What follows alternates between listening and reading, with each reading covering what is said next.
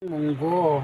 Ang gagawin natin yan guys, mag-isa tayo ng munggo at saka leftover na galunggong. Tsaka lagyan natin siya ng hipon guys. So ayan guys. Lumambot na ang ating munggo guys. So umpisa na natin ang ating pagluluto. Ang ating leftover na galunggong. Yan yung isasahog natin guys. At saka yung hipon. Para masarap ang ating gulay. Yan, himayin ko muna yan guys. Lagyan na tayo ng mantika para sa ating munggo. Ayan. Dahil mainit na yan guys, ilagay na natin ang bawang at saka sibuyas. Init ng ating mantika. Maglagay na tayo ng bawang at saka sibuyas. Pagsamahin na natin para sa ating isang munggo na may leftover na galunggong at saka hipon. Ayan guys. Hintay lang natin mag-kulay brown ang ating ingredients. Guys, nagkulay brown ang ating bawang at saka sibuyas. Ilagay na natin ang ating shrimp guys. Ayan. Yan yung ating tahog sa ating munggo. At saka yung ating galunggong. Lagyan lang natin kunting asin yan guys. Lagyan lang natin kunting asin. Nalagdagan na natin guys para panglasa sa ating niluluto. Ayan.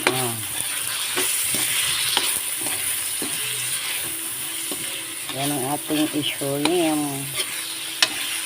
Ayan guys.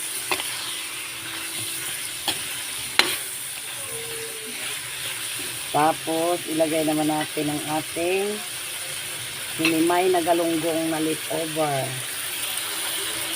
Ayan. Ang ating galunggong na leftover.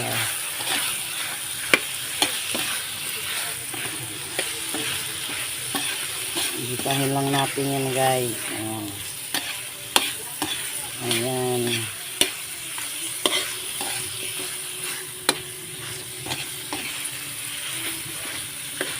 Saka ilagay na natin ang ating pinalambutan na munggo. Ayan. Masarap yan guys.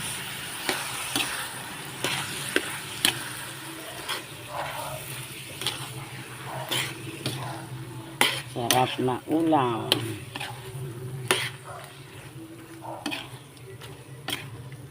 Ayan. Ang ating ulam guys. Lagyan natin siya ng tubig.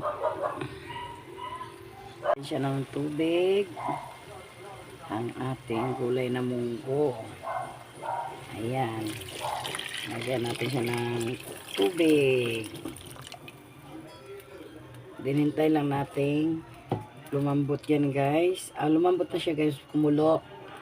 Tsaka ilagay natin yung chicharon. May chicharon pa yan guys. Masarap yan. Yan. So hayaan lang muna natin kumulo yan guys.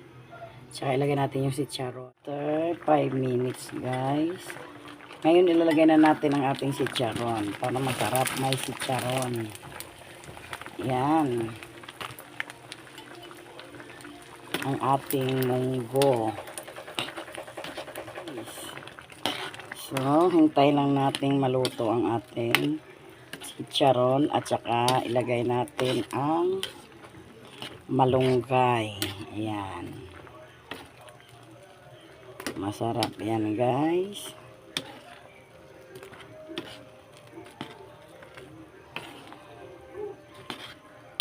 Para sa ating ulam. Ayan, lagyan lang natin siya ng konting magic sarap. Ayan, lagyan lang natin siya konting magic sarap guys. Ayan, para masarap. Hintay lang natin maluto ang ating chicharon. Tsaka ilagay natin ang ating malunggay. Lumambot ng ating chicharon. Ngayon, ilagay na natin ang ating malunggay.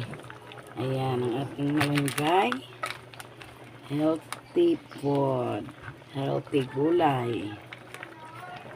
Ayan. Then, ilagay naman natin ang ating Knorr shrimp. Ito, Knorr shrimp. Ayan, guys. Ayan. Maraming salamat po sa lahat ng nanonood ng aking vlog. Ayan, guys. Masarap na ito, guys. So, ayan lang muna nating kumulo para matunaw din yung Knorr shrimp. Ayan. Guys, tikman natin. Tikman natin, guys.